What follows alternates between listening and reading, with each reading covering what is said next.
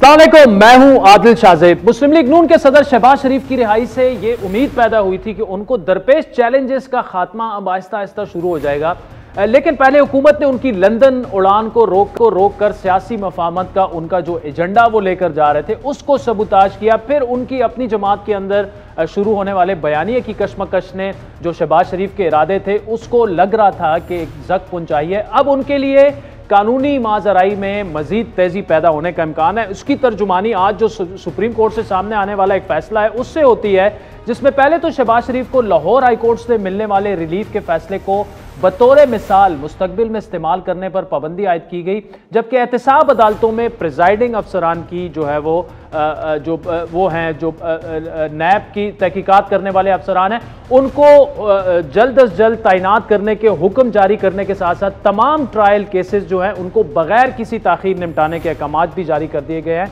इसमें अब नाम लिए बगैर शहबाज शरीफ के खिलाफ केसेस की फौरी सुनवाई का इशारा दिया गया है।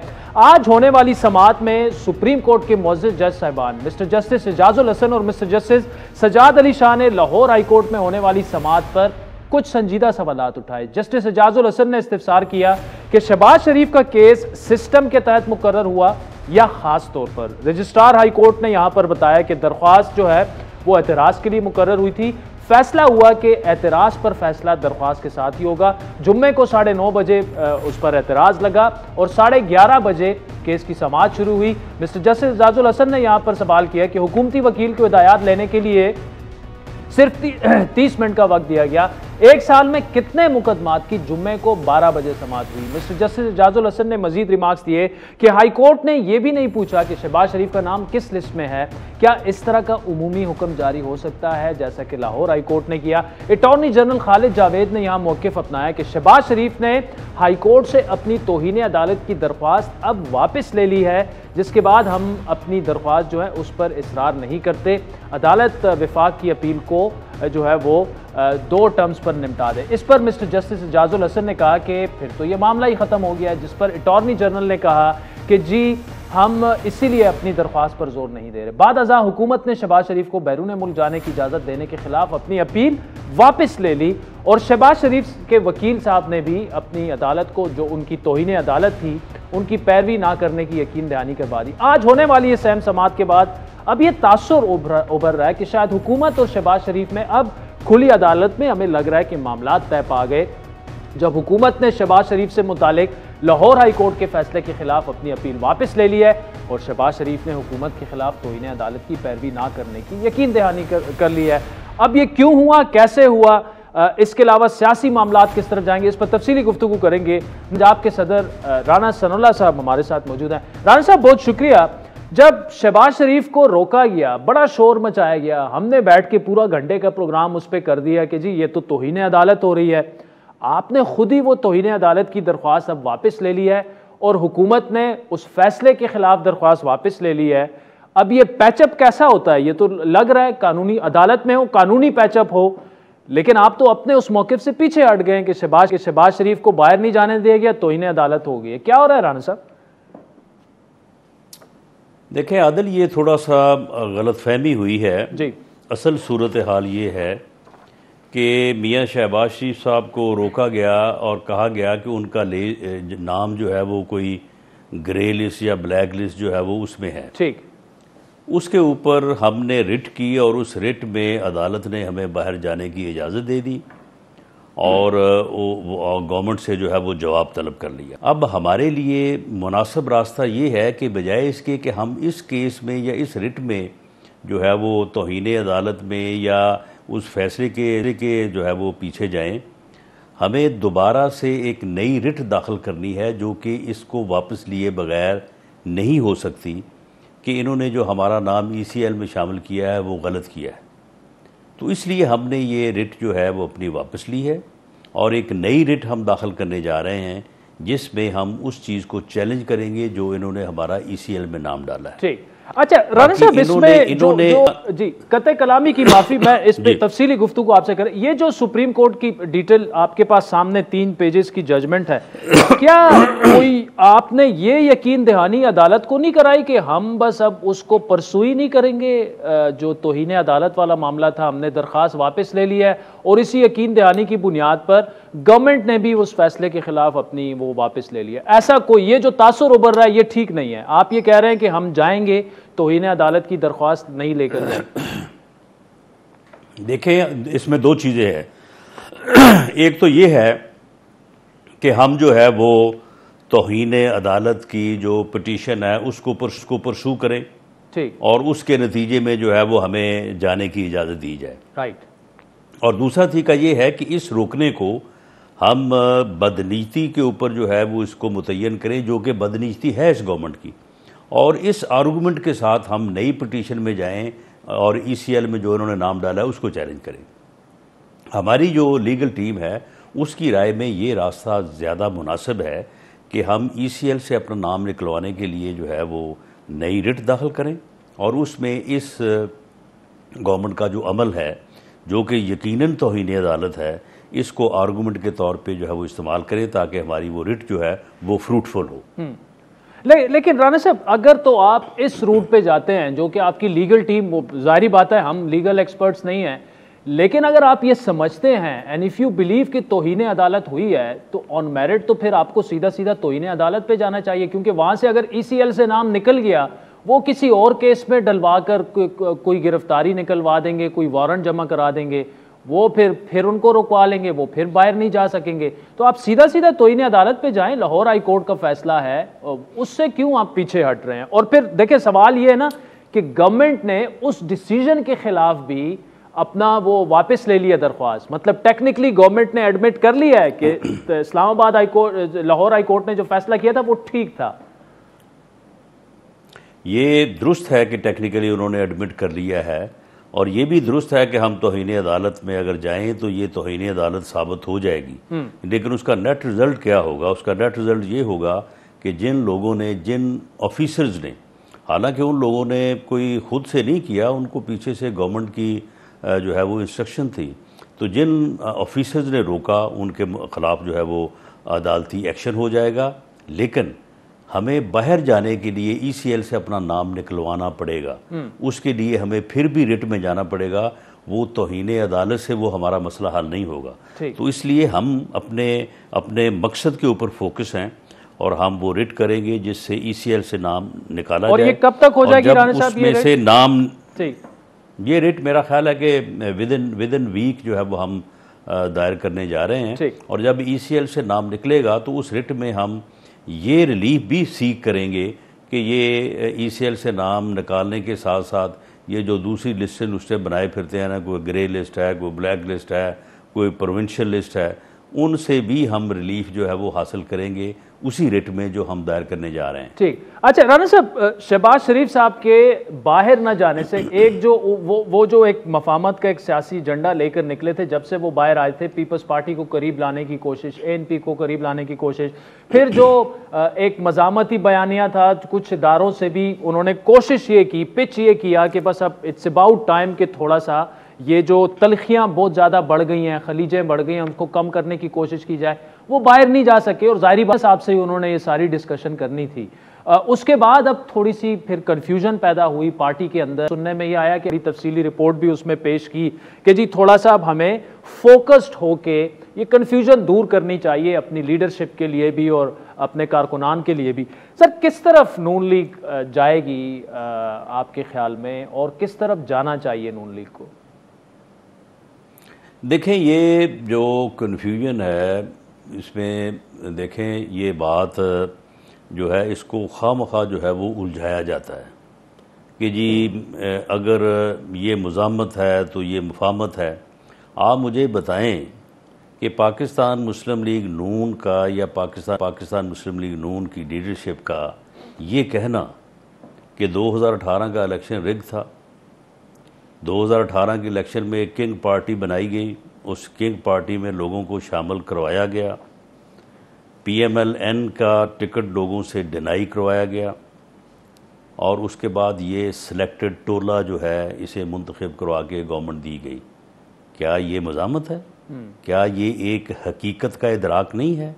क्या ये एक असूली राजसाहब वो है वॉइस करने वाली बात नहीं है? सर, अब आगे आ जाएं, सर, जो अब आगे आ जाएं, आगे आ जाएं। एक थोड़ी सी यार सुन ले, फिर आप तफसील से बोलें। अब आगे आ जाएं। यही बातें मरियम साहिबा कहती हैं जलसों में, फिर वो नाम लेकर कही जाती हैं। शहबाज शरीफ साहब यही कहते हैं ड्राइंग रूम में उनकी कुछ जो मुलाकातें होती है। ये बड़ा मेन फर्क है कि यू कॉलिंग द नेम्स और सीधा सीधा इसी को एक मजामत ही बयान है कि आप सीधा सीधा, और मरियम साहिबा ये कह रही हैं तो फिर यही पे मसला हल हो गया ना जी। देखे ना आदल, ये मसला हल हो गया कि जो बात जलसे में मरियम नवाज कहती हैं मीटिंग में वही बात मियां शहबाज शरीफ भी कहते हैं। मियां शहबाज शरीफ भी कत्तन ये नहीं कहते कि 2018 का इलेक्शन रिग नहीं हुआ। मियां शहबाज शरीफ कत्तन ये नहीं कहते कि हमें फ्री और फेयर इलेक्शन नहीं चाहिए। हमारी डिमांड है कि फ्री और फेयर इलेक्शन होना चाहिए। ठीक। पीएमएलएन की ये डिमांड है कि आइन की पासदारी होनी चाहिए, वोट को इज्जत मिलनी चाहिए, वोट के रिजल्ट को, अवामी मैंडेट को तब्दील नहीं किया जाना चाहिए बल्कि उसका एहतराम होना चाहिए। ठीक। अब अगर हम ये बात प्रेस कॉन्फ्रेंस में या आपके प्रोग्राम में बैठ के कर दें तो ये मज़ामत है, और अगर हम मीटिंग में करें तो फिर ये मुफाहमत है। हालांकि बात तो एक ही है और हम सब इस बात के ऊपर मुत्फिक हैं, सब इस बात के ऊपर मुत्फिक हैं। मियां शहबाज शरीफ साहब से लेके मेरे तक और मेरे से लेके मरियम नवाज या मियां नवाज शरीफ तक, हम सब इसी बात पे मुत्फिक हैं। इसलिए हमारे दरमियान तो कोई कन्फ्यूजन नहीं है। ठीक है। अच्छा, मैं बड़ा स्ट्रेट सवाल करूंगा यहाँ पे राना साहब। आप चूंकि पंजाब नून लीग के सदर हैं और पंजाब ने ही आपको आगे इक्तिदार में लाना है या फैसला करना है कि आप अपोजिशन में ही रहते हैं इंशाअल्लाह। अगर आपके जो आपकी पार्टी के, और मैं कह रहा हूं आपको सीधा सवाल करूंगा, एस्टेब्लिशमेंट से ताल्लुकात बेहतर ना हुए, क्या आप समझते हैं कि आपको लेवल प्लेइंग फील्ड मिलेगा अगले इंतखाबात में? क्या आप समझते हैं कि आपके जो लोग अभी हैं, जो इलेक्टेबल्स और जो पक्के लोग हैं आपके उम्मीदवार, वो आपके पास ही रहेंगे, कहीं और नहीं जाएंगे? इस प्रेशर और उसी के तहत, और यही एक फेयर है शहबाज शरीफ साहब का, जिसकी वजह से वो कह रहे हैं कि अब मामलात ठीक करें, इलेक्शन फोकस रहकर तैयारी करें। बड़ा सीधा सा आपसे सवाल है, क्या करना चाहिए आपकी पार्टी को इस पर? देखिए, पहली बात तो ये है कि अगर इलेक्टेबल्स जो है या जो लोग इस वक्त पीएमएलएन के साथ हैं जी, इस वक्त पीएमएलएन के ऊपर नैब पूरी तरह से आजमाई गई है, जो एएनएफ है वो पूरी तरह से आजमाई गई है, वो आपसे बेहतर कौन जानता है? एंटी करप्शन सब कुछ किया गया है जी। तो आज जो लोग पीएमएलएन के साथ हैं वो इंशाअल्लाह ताला पीएमएलएन के साथ कल भी रहेंगे। इससे ज़्यादा और जुल्म, इससे ज़्यादा और ज़्यादती, इससे ज़्यादा और झूठे केस और रेफरेंसेस जो है वो और बनाए ही नहीं जा सकते। अब बाकी रही बात इलेक्टेबल्स की, मैं पूरी सच्चाई के साथ आपको ये कह रहा हूँ कि इस वक्त जो इलेक्टेबल्स गए थे पीटीआई में या जो कोई दाएं बाएं होके आज़ाद इलेक्ट हुए थे, वो सब के सब पीएमएलएन में वापस आना चाहते हैं। ठीक। मुझे 4-5 लोगों ने ये भी कहा कि जी हम तैयार हैं, हम इस्तीफ़ा देने को तैयार हैं और इलेक्शन लड़ने को तैयार हैं और आप हमें जो है ना वो एक्सेप्ट करें। चले राना साहब, ये खौफ जो है ये तो हमें है नहीं। बाकी इस्टेब्लिशमेंट से हम कोई खामखा लड़ाई नहीं करना चाहते, ना कोई हमारा उनके साथ सियासी मुकाबला है। इलेक्शन हमने अपनी हरीफ सियासी जमातों के ख़िलाफ़ ही लड़ना है। हमें लेवल प्लेइंग फील्ड जो है ये हमारा हक है। ठीक है। ये अगर के साथ या क्या के साथ ये क्वेश्चन जो है वो हमें एक्सेप्टेबल नहीं है। ये हमारा हक है। ये इस मुल्क के मुस्तकबिल से जुड़ा हुआ सवाल है कि अगला इलेक्शन जो है, नेक्स्ट जो इलेक्शन है वो फ्री फेयर होना चाहिए। अगर वो फ्री फेयर नहीं होगा तो वो इस मुल्क के लिए इतना नुकसानदेह होगा कि मैं इससे अगली बात जो है वो नहीं करनी चाहता। ठीक है। चले राना साहब, जाते हुए पंजाब में इस वक्त हलचल है। जहांगीर तरीन साहब को पता है कि अगर उनको कोई रिलीफ मिलना है वो बजट से पहले ही ले सकते हैं, बजट के बाद उनके साथ जो होना है और मैं ये इन्फॉर्मेशन की बुनियाद पे कह रहा हूँ, उनका ग्रुप कन्विंस्ड है कि उनकी शायद अरेस्ट भी उनको किया जा सकता है। अब उनके पास सिर्फ एक ही गेम रह गई है कि वो बजट को मुस्तरद करवा दें पंजाब की, और वो आपके बगैर नहीं होगा। और अगर आप भी समझते हैं कि बजट उनका अवाम दुश्मन है, जो नून लीग की एक लाइन है जो आगे राके लगी, क्या हो सकता है? क्या आप मिलके कुछ स्ट्रेटेजी बना सकते हैं? मुख्तसरन जवाब दूं? जी बिस्मिल्लाह, वो हिम्मत करें, हम तैयार हैं। मामला ये है कि अभी तक उन्होंने ये फ़ैसला नहीं किया कि उन्होंने पंजाब की हुकूमत जो PTI की है उसके ख़िलाफ़ अदम एतमाद या उनका बजट उन्होंने नाकाम करवाना है। अभी वो अपने आप को कंसोलिडेट कर रहे हैं, वो अपना प्रेशर बिल्ड कर रहे हैं। जिस दिन उन्होंने ये फ़ैसला किया उस दिन हम हाज़िर हैं, बिल्कुल हम बैठेंगे और बैठ के जो स्ट्रेटजी बन सकेगी वो हम ज़रूर बनाएंगे। और ये बात आपकी दुरुस्त है कि अगर उनको अब ये रिलीफ ना मिला तो बजट के बाद उनको रिलीफ नहीं मिलेगा, और इस बात का एहसास उनको भी है।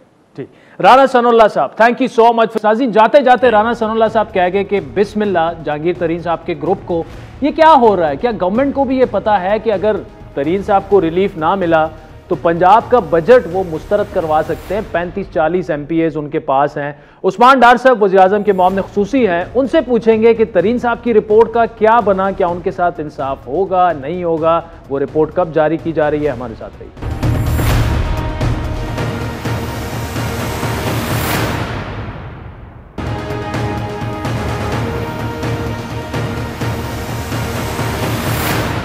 Welcome back. राजी, 14 जून को पंजाब हुकूमत को बजट पास कराना है, तो 11 जून तक जहांगीर तरीन से मुतालिक मामलात जो हैं वो निपटाना होंगे, वरना शायद पंजाब का बजट जो है वो पास ना हो सके।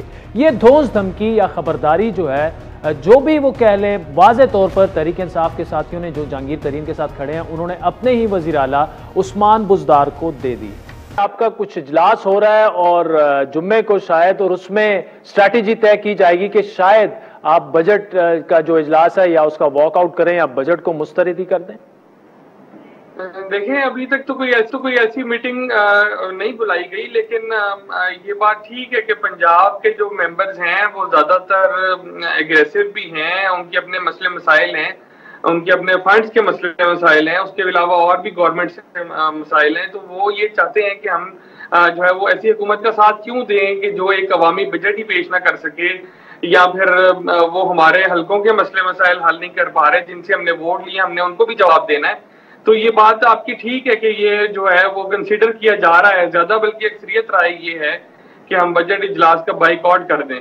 अब सलमान नईम ने जो बात कल वाज़े तौर पर की, उसका इशारा कुछ दिनों पहले ही जहांगीर तरीन के करीब तरीन साथी और MNA राजा रियाज ने गोलमोल अंदाज में दे दिया था। और अभी बजट आ रहा है, फिर हम मजबूर होंगे कि बजट पास कराना पंजाब का जो है वो हमारे जो मतलूबा तादाद है वो हमारे पास पूरी है, तो हम फिर मजबूर होकर कोई कदम उठाएंगे। तो फिर वज़ीर आला साहब आप गिला ना कीजिएगा, मैं आज बहुत दिन पहले, अभी बजट नहीं आया, आपको ये वार्निंग दे रहा हूँ, आपके सामने ये दरख्वास्त रख रहा हूँ।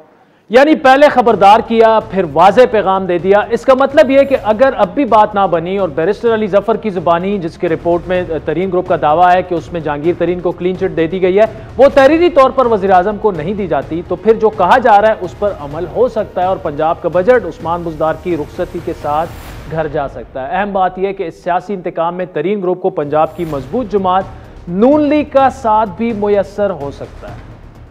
तरीन साहब, अब मेरी खबर यह है कि शायद वो पंजाब में उनके जो 30-35 लोग हैं वो बजट से वॉकआउट करेंगे, अगर उनकी रिपोर्ट सामने नहीं आती और ये नहीं कहा जाता कि वो क्लीन चिट उनको मिल गई है।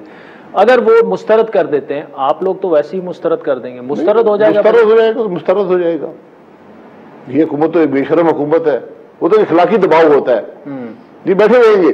नहीं, कोई जॉइंट स्ट्रेटेजी उनके ग्रुप के साथ आप बना सकते हैं, कोई पॉसिबिलिटी है? ये पार्लियामेंट्री पार्टी डिसाइड कर सकती है कि क्या स्ट्रेटेजी है। अगर कोई ऐसी बात है तो ठीक है, हमें कोई से लेकिन उनका मकसद क्या है? अगर वो अपनी जान बचाने के लिए ये हमें इस्तेमाल करना चाहते हैं तो ये मुमकिन नहीं है। अगर वो वाकई समझते हैं कि पंजाब का सूबा नहीं चल रहा, ये वफाक नहीं चल रहा और वो अपोजिशन का साथ देना चाहते हैं, तो बिल्कुल ये पार्लियामेंट्री पॉलिटिक्स का हिस्सा होता है। अच्छा, आपने नाज़रीन इससे पहले राना सनाउल्लाह साहब को सुना था, वो बड़ा क्लियरली कह रहे थे, उन्होंने कहा बिस्मिल्लाह हम बिल्कुल तैयार हैं अगर तरीन साहब बजट मुस्तरद करवाना चाहते हैं। अब इस तमाम सूरत हाल में ये खबरें भी आ रही हैं कि शायद अगले चंद दिनों में जहांगीर तरीन को गिरफ्तार भी किया जा सकता है। 11 जून को उनकी अदालत में पेशी भी है। इस दौरान हमारे जराये के मुताबिक खबर यह है कि FIA अफसरान को जहांगीर तरीन का केस आहिस्ता चलाने का खामोश पैगाम भी दे दिया गया है, और ये पैगाम उन्हें किसकी तरफ से आया है अब हम नहीं कह सकते।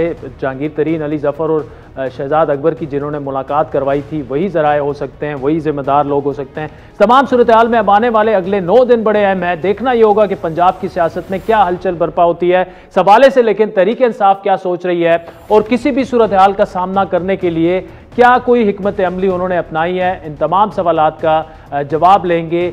कामयाब जवान प्रोग्राम के सरबराह हैं, वज़ीर-ए-आज़म के मामले ख़ुसूसी हैं, उस्मान डार साहब हमारे साथ मौजूद हैं। डार साहब, पंजाब की जो सिचुएशन है, तरीन साहब के ग्रुप से और मेरे ज़राए भी ये कह रहे हैं कि शायद जुम्मे को उनका बड़ा अहम इजलास हो रहा है और उन्हें इस बात का इदराक है कि अगर बजट मंजूर करने से पहले तरीन साहब को रिलीफ ना मिला, रिपोर्ट पब्लिश ना हुई, तो ईद उसके बाद बजट के बाद उनसे बड़ी सख्ती से निपटा जा सकता है। तो उनके लिए तो सियासी सर्वाइवल का मसला है, लेकिन अगर रिपोर्ट नहीं आती, तरीन साहब को रिलीफ नहीं मिलता, तो बजट मुस्तरद हो सकता है, क्योंकि राना सनाउल्लाह साहब हमारे शो में कह गए हैं कि हम बिल्कुल तैयार हैं मुस्तरद करवाने के लिए।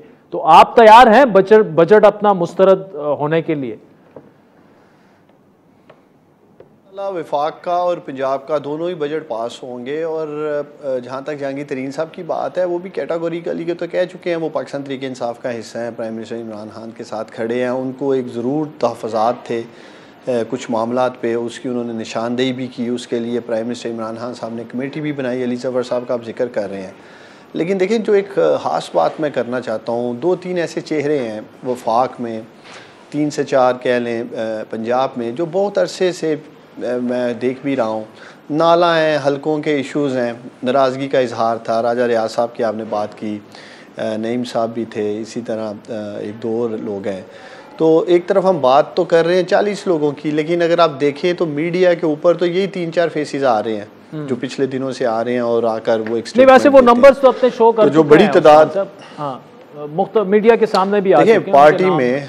ठीक देखें, लेकिन अगर आप इनके मुख्तलिफ इंटरव्यूज़ देखें, मुख्तलिफ चैनल्स पे देखें, तो वो लंगड़ियाल साहब को देखें, वो तो मेरे साथ थे एक प्रोग्राम में, उन्होंने कहा जी हम बजट पास करवाएंगे, ठोक बजा कर बजट को पास करवाएंगे, और हम वज़ीर आला पंजाब के साथ हैं, पंजाब हुकूमत के साथ हैं। जहाँ तक अपोजिशन की बात है, अपोजिशन तो पहले भी हमारे इत्तेहादियों के ऊपर नज़र लगाए बैठी थी। मैं आपको कौम को याद दिलाना चाहता हूँ, कभी MQM की बात करते हैं, कभी मुस्लिम लीग काफ की बात करते हैं कि जिनके इत्तेहादी नाराज़ हो गए हैं। ये भी एक हकीकत है, जब आपके पास थिन मेजॉरिटी हो, आपके पास वफाक में पंजाब में नंबर्स कम हों और उसमें आपके इत्तेहादी हों, या जैसे अभी आप देख रहे हैं हुकूमत में या पार्टी के अंदर से लोग जब नाराज़ होते हैं तो वो एक प्रेशर क्रिएट करते हैं, जो कि उन्हें भी नज़र आता है कि नंबर्स कम हैं, तो शायद हम प्रेशर क्रिएट करके अपने मुतालबात बना सकते हैं। तो ये एक रवायती पॉलिटिक्स पाकिस्तान की रही है। लेकिन जिस इमरान खान को मैं अपने लीडर को जानता हूँ और मैंने देखा भी है, वो कभी इन चीज़ों को नहीं देखेंगे, रूल ऑफ लॉ को देखेंगे। वो ये नहीं देखेंगे कि शायद मेरी हुकूमत जाने लगी है और मुझे कंप्रोमाइज़ करना है किसी ऐसी चीज़ पे जिसमें उनको नज़र आ रहा हो, एविडेंस मौजूद हो, और वो कंप्रोमाइज़ कर जाएं। और ये बात बड़ी अच्छी तरह जहांगीर तरीन साहब भी जानते हैं और दीगर पार्टी के लोग भी जानते हैं। जो आप इंक्वायरीज़ के नाम लेते जाएं, अलीम खान साहब इसी प्रोसेस से गुजरे, सब्तैन खान साहब इसी प्रोसेस से गुजरे, बाबर अमान इसी प्रोसेस से गुजरे। आज एक सेकंड दीजिएगा मुझे, एक सेकंड आप देखिए, ring road Rawalpindi prime minister Imran Khan के नोटिस में आती है। ये क्रेडिट मैं अपने लीडर, अपने वज़ीर-ए-आज़म इमरान खान को देना चाहूँगा, जिन्होंने नोटिस लिया, जिन्होंने इंक्वायरी इनिशिएट कराई, रिपोर्ट आई, उन्होंने देखा, इसकी मजीद इन्वेस्टिगेशन की बात हुई। जुल्फी बुहारी, बिल्कुल आपकी बात दुरुस्त है। प्राइम मिनिस्टर साहब ने 4-5 इंक्वायरीज कराई, अपने ही लोगों के खिलाफ नाम निकले, कार्रवाइयां भी हो रही हैं, सब कुछ हो रहा है, उस तरफ नहीं जाते। इस वक्त जो एक सियासी माहौल बन गया है वो ये नजर आ रहा है कि मैं इसलिए आपसे ये सवाल करूं कि ऐसे ना हो कि बजट मंजूर ना हो और 440 वोल्ट का झटका ना लग जाए गवर्नमेंट को। ये अचानक क्या हो गया? क्योंकि देखिए मुक्तदर हल्के भी खुश नहीं है पंजाब में जो बुज़दार साहब की परफॉर्मेंस रही है, तरीन साहब जो हैं उनके भी राब्ते वाब्ते हैं, तो उस तरह क्या कोई स्ट्रेटजी आपकी तैयार है कि अचानक ही ये ना हो जाए कि ओ हो ये तो बजट मुस्तरद हो गया, मतलब आप तैयार हैं ज़हनी तौर पर कि नहीं? देखें, एक तो मुझे हमेशा ये स्टेटमेंट सुन के हैरानगी होती है जी कि वज़ीर आला पंजाब उस्मान बुज़दार की परफॉर्मेंस नहीं रही है। आप इन्फ्लेशन को, महंगाई को एक साइड पे रखें जो कि इस वक्त पूरे हित्ते का इशू है। आप अपने हित्ते में बांग्लादेश, हिंदुस्तान, करीबी ममालिक में देखें, क्या वो महंगाई की लपेट में नहीं है? कोरोना पेंडेमिक ने किसी मुल्क को छोड़ा हो महंगाई की लिहाज से? नाम ले कोई ऐसा जी कि यहाँ इफेक्ट नहीं आया। देखिए गवर्नेंस, क्या ये उस्मान बुज़दार की, अभी सुने जरा, देखिए वो चीफ सेक्रेटरीज को बदलना वो एक अलग इशू है कि कौन परफॉर्म कर रहा है कौन नहीं कर रहा। देखिए 2-3 चीजें मैं सामने रखना चाहता हूँ। क्या आपकी 2 करोड़ मेट्रिक टन से ज्यादा जो गंदम प्रोड्यूस हुई पंजाब में, क्या वो तरीही उन्होंने रकम नहीं की है? क्या ज़रात में जो तरक्की पाई गई है पंजाब में, आप गन्ने को ले लें, आप चावल को ले लें, आप क्या कहते हैं इसको आटे को ले लें, वीट जिसकी हम बात कर रहे हैं, गंदम की बात कर रहे हैं, तो एक ज़बरदस्त काम किया गया है। उसके अलावा देखें, अगर आप हेल्थ कार्ड की बात कर लें नंबर 2 के ऊपर, इंशाल्लाह ताला इस साल के आखिर तक पंजाब के हर घर में हेल्थ कार्ड होगा और देना शुरू कर दिया है। 7.5 लाख के करीब पंजाब के लोगों को जब एक हेल्थ कवरेज होगी, कोई अल्लाह ना करे बीमार हो जाए, क्या मसाइल हो सकते हैं। अब थोड़ी सी आपने मुझे टाइम देना। देखिए पंजाब के 36 अजला में से एक मेरा ज़िला सियालकोट भी है।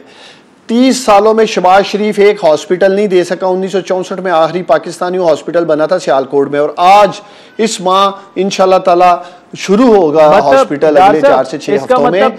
बुज़दार साहब यूनिवर्सिटी बन गई सियालकोट में से ना नून लीग से, कोई खतरा नहीं, इसलिए कि ये सारे हमारा हिस्सा हैं। अगर 2-4 लोग इनमें से नाला हैं, उनके हलकों के इश्यूज हैं और बाकी चीजें हैं, और देखिए तरीन साहब भी कभी ये नहीं चाहेंगे कि वो चले। काश मेरे पास मजीद टाइम होता, आपसे डिटेल गुफ्तगू पंजाब बुज़दार साहब की परफॉर्मेंस पे आने वाले वक्तों में करेंगे। वक्त हुआ चाहता है नाज़रीन एक ब्रेक का, जिसके बाद एक जो पाकिस्तान मीडिया डेवलपमेंट अथॉरिटी बन गई है, बड़ा उस पर क्रिटिसिज्म हो रहा है। सहाफ़ती तंजीमें, इंसानी हकूक़ की तंजीमें, ख़ुद सहाफ़ी बरादरी उस पर तनकीद कर रही है। उस पर तफसीली गुफ्तगू करेंगे। पार्लिमानी सेक्रेटरी बराए लॉ जो हैं वो मलिका बुखारी साहिबा और कमर जमान कायरा साहब हमें ज्वाइन करेंगे हमारे साथ।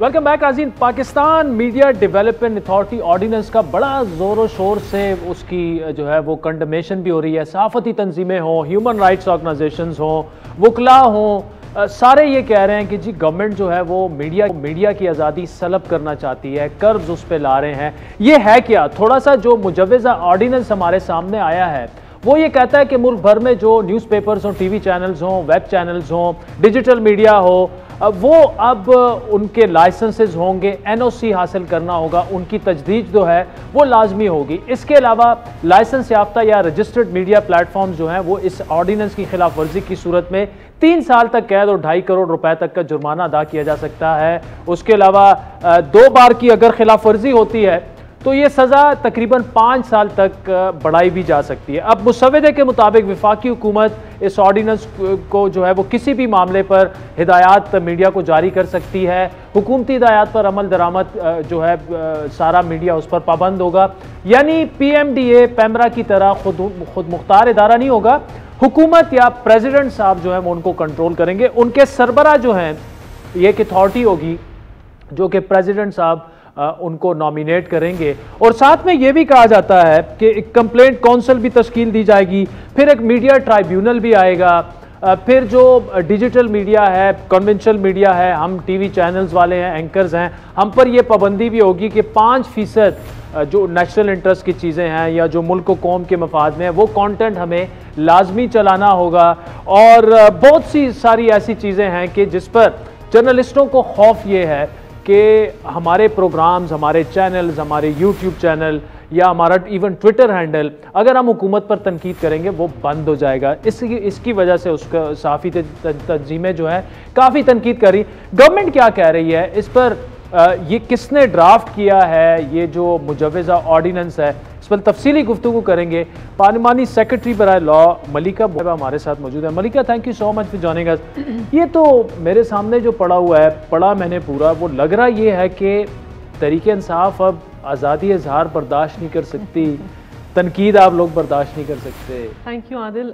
देखिए आदिल, पहली बात तो ये कि जो भी हम बात कर रहे हैं इस ऑर्डिनेंस के ऊपर या कोई भी मुसवदा जो आपके सामने आया है, वजारत कानून और इंसाफ के पास हमारे पास कोई फॉर्मल लीगल वेटिंग के लिए ऐसी ऑर्डिनेंस नहीं आई। पहले तो इसकी मैं आपके सामने बात कर लूँ कि जो रूल्स ऑफ बिज़नेस हैं वो वाज़ेह करते हैं, जो हुकूमत के रूल्स ऑफ बिज़नेस हैं कि इन प्रिंसिपल अप्रूवल आता है पहले काबीना से किसी भी नए कानून को, फिर वजारत कानून और इंसाफ के पास आता है। इस वक्त हमारे पास ऐसा कोई कानून नहीं। तो ये हवा में ये सारी बातें फिर हो रही हैं, क्योंकि देखिए फवाद साहब जो हैं वो उसको ऑन कर चुके हैं एक टीवी चैनल पर।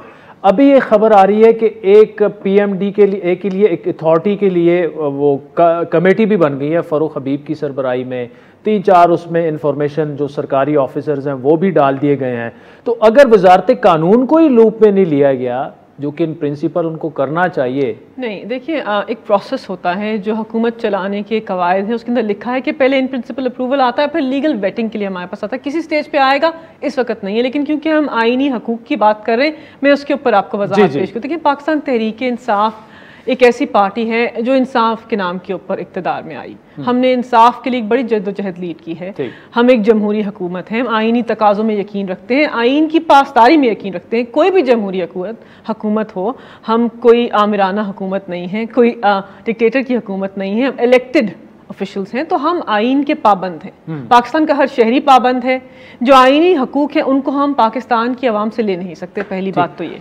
जहाँ तक आज़ादी राय की बात है, देखिए आर्टिकल 8 का अगर आप मुताला कर लें, क्योंकि आइन के ऊपर बात है, आर्टिकल 8 कहता है कि पाकिस्तान के अंदर कोई ऐसा कानून नाफिज नहीं हो सकता जो मावराए आइन हो। सही बात है। उसका दूसरी शिक ये कहती है कि अगर कोई हुकूमत ऐसा कानून लेकर आएगी जो आइन की खिलाफ वर्जी करेगा तो वो कानून कलादम होगा। और हमारे पास ऐसी नज़ीर मौजूद है कानूनी, जहाँ पर आला अदालत ने कानून को कलादम करार दिया। कंटेम्प्ट की एक ऑर्डिनेंस लेके आए थे पीपल्स पार्टी, जो फर्द वाहिद के लिए लाए थे, उसको आला अदालत ने कलदम। और नवाज शरीफ साहब के लिए भी कानून आया था फर्द वाहिद के लिए, जमहूरी हुकूमत लेके आए थे। इस पूरे ऑर्डिनेंस में जो भी आइन से मुतसादिम होगा, मिनिस्ट्री ऑफ लॉ तो पहले उसको आगे ही नहीं बढ़ाएगी। देखिए कोई जमहूरी हुकूमत ऐसा कानून लेकर ही नहीं आएंगे। देखिए इस वक्त तो एक डिस्कशन है ना, एक डिबेट है, जो हमारी सिविल सोसाइटी के मेंबर्स हैं उस पर बात करें, लेकिन किसी ने भी ऑर्डिनेंस की रियल टेक्स्ट नहीं देखी। फिर आर्टिकल 19 की वो बात कर रहे हैं कि ये उसके हकूक सल्ब करता है। कैसे करता है? देखिए आर्टिकल 19 के अंदर क्या दर्ज है कि पाकिस्तान के लोगों के पास ये बुनियादी हकूक है कि अपनी राय का इजहार आजादी से कर सके। आजादी से कर, बिल्कुल, इसमें तो कोई दो ओपिनियन नहीं है। लेकिन इसमें ना मलिका, जहां पे मसला आ रहा है मेरे ख्याल में, क्योंकि हमारे पास तो ये टैक्स आ गया है जो कि फवाद चौधरी साहब ऑन कर रहे हैं, अब वो इम्प्लीमेंट तो नहीं हुआ, मुजव्वज़ा ऑर्डिनेंस है, लेकिन साथ में वो ये कह रहे हैं कमेटी भी बन गई है। ये वो खुद से नहीं कह रहे कि ये ऑर्डिनेंस कहां से आया है, ये तो है नहीं। इसका मतलब कि हुकूमत के ज़हन में तो है ना कि अगर आदिल प्रोग्राम करेगा और वो जी डिसेंसी पे पूरा ना उतरा, ये भी उसमें लिखा हुआ है। मतलब अगर कल को मुझे आप ये कहें कि आपकी ये tie is not decent enough, आपका शो बंद कर दिया गया, या यूट्यूब चैनल को मॉनिटर करना, किसी को वहां पे बैठ के आप गवर्नमेंट पे तनकीद करें, वो विदाउट नोटिस वो चीजें बंद हो सकती हैं। आदिल, इस पे वजाहत पेश कर दूं, ऐसे नहीं है। देखिए आर्टिकल 19 का अगर आप मुताला कर लें, आर्टिकल 19 को पढ़ लें, तो वो एक एब्सोल्यूट राइट नहीं है। किसी भी जमहूरी निज़ाम के अंदर, यूके हो, अमेरिका हो,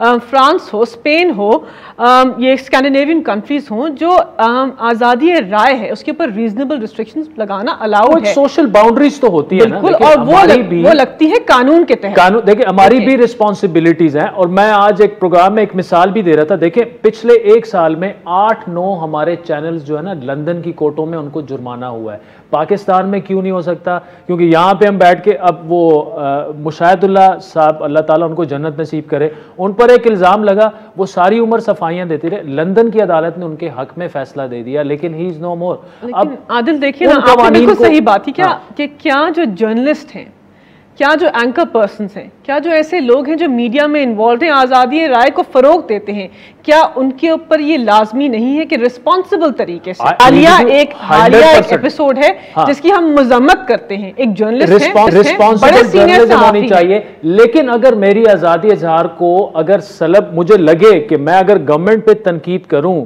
तो या तो मेरे चैनल पे प्रेशर आए, एडवर्टीजमेंट कम हो, मुख्तलिफ देखिए प्रेशर टैक्टिक्स होते हैं, या रेटिंग बंद कर दी जाए, चैनल को ऑफ एयर कर दिया जाए, तो then we have a problem है ना। देखिए आदिल, ऐसी कोई आमिराना हुकूमत तो क़याम में है नहीं जो इलेक्ट होकर नहीं आई, जो जमहूरी तकाज़ों को नहीं समझते, जो आइन के पाबंद नहीं है। देखिए जो भी बिल सामने आएगा, जो भी ऑर्डिनेंस सामने आएगी, वो पाकिस्तान के आइन से मुतसादिम हो ही नहीं सकती। जो आइन इजाज़त देगा उसके मुताबिक होगी, लेकिन हदूदो क़यूद तय होने चाहिए कि अगर आपने आज़ादी राय का इजहार करना है तो कैसे करना है। हालिया एक सीनियर जर्नलिस्ट है, उनका प्रोग्राम ऑफ एयर हुआ, जिस किस्म की ज़बान उन्होंने आइनी इदारों के खिलाफ या किसी के खिलाफ इस्तेमाल की, क्या वो होनी चाहिए? हम सबको आज़ादी राय का इजहार का पूरी राइट्स होनी चाहिए। मैं खुद एक वकील हूँ, लेकिन हदूदो क़यूद तय होने चाहिए और वो किसी भी जमहूरी निज़ाम के अंदर होते हैं। अगर मीडिया पर्सन्स इररिस्पॉन्सिबली एक्ट करें या कोई भी जैसे वकील होते हैं वो एक्ट करें, तो उनकी कोई रेगुलेशन होती है। उस बहस में इसलिए नहीं पढ़ना चाहते, वो कानूनी और वो मामलात हैं और वो अपना जवाब दे भी चुके हैं। हामिद मीर साहब की अगर आप बात कर रहे हैं या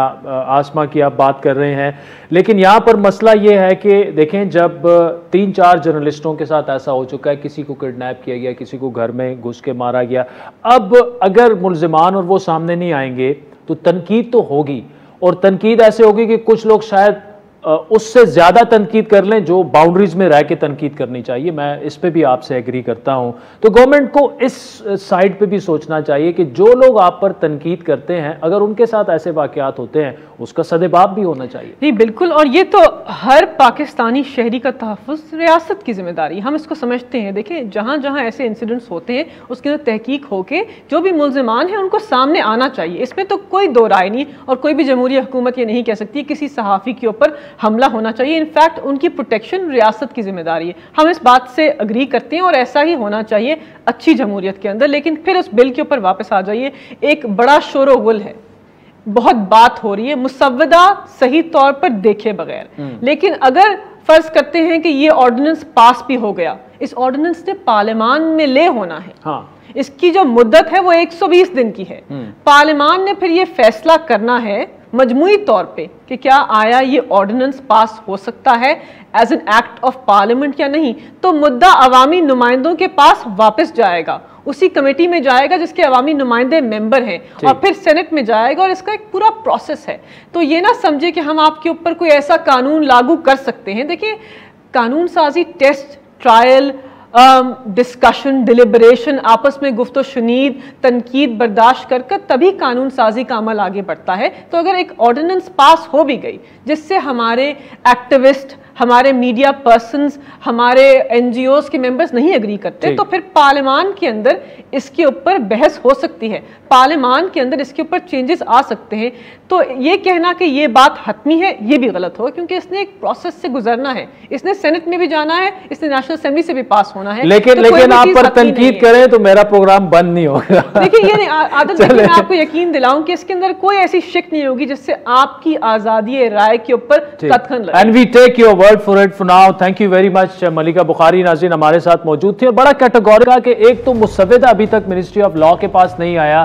फवाद साहब ऑल्दो उन्हें ऑन कर रहे हैं, लेकिन ये पार्लियामेंट में भी जाएगा और सहाफती तंजीमों के जो अपने तहफ़्फ़ुज़ात हैं वो अपनी जगह हैं। वक्त चाहता है एक ब्रेक का, फिर इसी टॉपिक को आगे बढ़ाते हैं कि ओपोजिशन इस पर इतनी तनकीद क्यों कर रही है।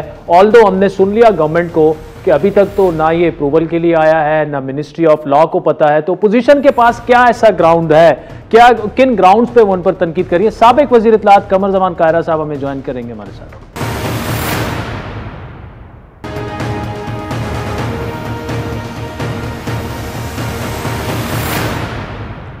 वेलकम बैक नाज़रीन। ब्रेक से पहले बड़ी तफसीली गुफ्तगू हुई, बहस हमने शुरू की पाकिस्तान मीडिया डेवलपमेंट अथॉरिटी पे। अब इसमें इशू क्या है कि सारी अपोजिशन जमातें जो हैं और जितनी भी सहाफ़ती तंजीमें हैं, इंसानी हकूक़ की तंजीमें हैं, वकला की तंजीमें हैं, वो सब यक आवाज़ होकर कह रही हैं कि ये मीडिया को कंट्रोल करने की एक कोशिश है।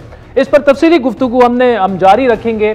साबिक वज़ीर इत्तलात हैं तो वो पीपल्स पार्टी के सीनियर रहनुमा, लेकिन इस वक्त बतौर इत्तलात मैं उनसे बात करूंगा। कमर जमान कायरा साहब हमारे साथ मौजूद हैं। कायरा साहब बहुत शुक्रिया। ये इतनी फीरियसली और ख़तरनाक तरीके से क्यों इसकी मज़ामत हो रही है? क्यों आप ये समझते हैं कि ये मीडिया को कंट्रोल करने की एक कोशिश है? हमें तो समझ आती है, हम तो खुद सहाफ़ी हैं कि इसमें क्या क्या है और असल इसमें एजेंडा क्या गवर्नमेंट का नज़र आ रहा है। आपको क्या मसला है इस ऑर्डिनेंस से? देखिए, पहली बात तो यह है कि एक सियासी जमात के तौर पे मुल्क के अंदर अगर कोई ऐसा इक़दाम उठाया जाता है जो आज़ादी इजहार के ऊपर पाबंदी का सामान पैदा कर सकता है, जो इस मुल्क के सियासी, सकाफती या मुआशरती या मुआशी असलूब को डिस्टर्ब करता है, तो एक सियासी कारकुन और एक सियासी जमात होने के नाते मेरी ये ड्यूटी है कि मैं उस पर एजिटेट करूँ, उसको रोकने की कोशिश करूँ। पीपल्स पार्टी अपने तई शुरू से ये कोशिश करती रही है, हम आइन बनाने के लिए और फिर उसके बाद आइन को बचाने के लिए, उसकी बहाली के लिए, और फिर हमारी आतमी जो कोशिश थी आज तक जारी है, वो है कि आइन के तहत हुक्मरानी कायम की जाए, उसमें दिए गए जो राइट्स हैं और जो ड्यूटीज़ हैं वो दोनों पूरी की जाए और इदारे जो हैं वो अपनी अपनी ड्यूटी अदा करें। ये पीपल्स पार्टी की बुनियादी स्ट्रगल है, इससे पीपल्स पार्टी हट नहीं सकती। हमारे साथ मीडिया जो कुछ भी करता रहा है या कर रहा है, आज भी कोई कमी नहीं है। आज भी हमारे साथ जो रवैया है वो एक हद तक मैं कहूंगा, मेरा गिला अपनी जगह मुनासिब है, इस पे कभी बात करनी हुई तो मैं कर लूंगा, लेकिन हैविंग सेड दिस कि मेरा गिला अपनी जगह है, लेकिन पीपल्स पार्टी हमेशा आज़ाद सहाफत के हक में रही है। उसकी वजह यह है कि हमारा यकीन जो है, हम समझते नहीं है, यकीन जो है कि आज़ाद सहाफत के बगैर जमहूरियत आगे नहीं बढ़ सकती।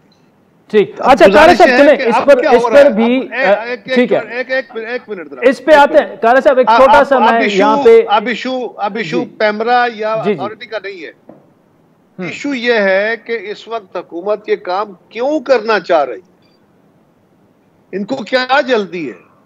तो जल्दी ये है नंबर वन कि ये जो हुकूमत है ये फाशिज्म पे बिलीव करती है, डेमोक्रेसी पे नहीं। ये आइन को अपने इक़्तिदार के लिए सीढ़ी के तौर पे तो इस्तेमाल कर सकते हैं, ये इलेक्शन और पार्लियामेंट को अपने इक़्तिदार में आने के लिए इस्तेमाल कर सकते हैं, उसके बाद उसको साइड पर रख के अथॉरिटेरियन रूल के तहत गवर्नमेंट चलाना चाहते हैं, जिसमें अदालतों को काबू करना, जिसमें मीडिया की आज़ादी दबाना, जिसमें सियासी मुखालिफिन के ऊपर केसेस बनाना, जिसमें पाकिस्तान के किसी भी रियासत के अंदर अमूमी तौर पे खौफ की फिजा क्रिएट करना, उसके जरिए हुकूमत करना और प्रोपेगेंडा के ऊपर बेस करना, ये खास साख्तें होती हैं। मौजूदा हुकूमत के साथ बैन ही ये है। ठीक है कारा साहब, मुझे ये बताइए इसका देखिए वे फॉरवर्ड क्या है? नून लीग यही बात कर रही है जो आप कर रहे हैं, वकला तंजीमें यही कह रही हैं, सहाफती हमारी तो खुद ही ये चीज़ आगे ही लेके खुद सहाफ़ियों ने और सहाफती तंजीमों ने आगे लेके जानी है। वे फॉरवर्ड इसमें क्या है? क्या सियासी जमातें जो किसी एक एजेंडे पे इकट्ठी नहीं हो सकती, पीडीएम हमारे सामने है, जो भी है, क्या आप समझते हैं कि एक इट्स अबाउट टाइम कि एटलीस्ट एक ऐसा इशू उठा के और आज़ादी इजहार, देखिए अगर हमारा सल्ब हो जाएगा तो ना आपकी बात हो सकेगी, ना नून लीग की हो सकेगी, ना किसी और की हो सकेगी, और ये मुल्क के लिए नुकसानदेह है। तो इस सोच के साथ क्या मुश्तरका स्ट्रैटेजी होनी चाहिए? बतौर साबिक वज़ीर इत्तलात आप जवाब दें मुझे। कि पहली बात, सियासी जमातों को इस पे प्रिंसिपल की बात तो यह है कि सियासी जमातों को इस पे यक आवाज होना चाहिए। होंगे कि नहीं होंगे? नहीं होंगे, डेफिनेटली नहीं होंगे, इसलिए कि जो हुक्मरान जमात है, जो उनके अलाइज है, वो तो हमारे साथ नहीं होंगे। अपोजिशन की जमातें जो हैं वो भी अपनी अपनी लड़ाई लड़ती हैं, लेकिन हम अपनी ड्यूटी अदा करेंगे। लेकिन सवाल ये है कि सियासी जमातें अगर ये कह रही हैं, सहाफती तंजीमें ये कह रही है, मीडिया अगर ये शोर कर रहा है, तो क्या कह रहा है? वो ये कह रहा है कि इस मुल्क को आइन के तहत चलाया जाए। हुकूमत इस वक्त ये कर क्यों रही है? उनका प्रॉब्लम यह है, सहाफती तंजीमें के बोल रही हैं, वकला बोल रहे हैं, सियासी जमातें बात कर रही हैं, सिविल सोसाइटी के लोग कह रहे हैं। क्यों कह रहे हैं? एक तरफ हमारी जो सिक्योरिटी एजेंसीज है और हमारी इंटेलिजेंस एजेंसीज है और हुकूमत वक्त है, दूसरी तरफ ये सारे लोग हैं। तो ये क्या कह रहे हैं? इस वक्त लड़ाई किस बात की है? सब लोग इस बात पे कोशां हैं, लड़ाई लड़ रहे हैं कि हमारी एजेंसीज को, हमारी अफवाज को, हमारी सिक्योरिटी और इंटेलिजेंस एजेंसीज को अपना रोल अदा करना चाहिए। अगर आप ये चाहें कि आप और हुकूमत को आइन के ताबे होना चाहिए, अगर ये हो कि आप ताकत के जोर पे चीजों को दबाएंगे तो आज वो दौर नहीं है। हाँ, कई जगहों पे आपको महसूस होगा कि सियासी जमातों की तरफ से साफ्ती या जो हमारी वकला की तंजीम है उनकी तरफ से कभी कभी ओवरस्टेपिंग आपको नजर आएगी, लेकिन वो ओवरस्टेपिंग नहीं होगी। अगर इस तरह के कानून बनाएंगे तो और होगी। उसको रोकने का तरीका यह है कि जो उनके मुतालबे हैं उनको गौर किया जाए उस पर और उसके ऊपर अमल कर लिया जाए। अगर आज कोई कह रहा है कि हम आइन के तहत अमल कर रहे हैं, आज कोई कह रहा है कि मुल्क में मुकम्मल आज़ादी है, आज कोई कह रहा है कि जी सहाफती आज़ादियां हैं, आज कोई कह रहा है कि पार्लियामेंट मुकम्मल आज़ाद है, आज कोई समझ रहा है कि जी सियासी जमातें जो हैं वो बिल्कुल ठीक काम कर रही है, उनके अंदर कोई मुदाखलत नहीं है, तो ये किसी दीवाने का ख्वाब तो हो सकता है, लेकिन आप कौम को याद तो नहीं करा सकते।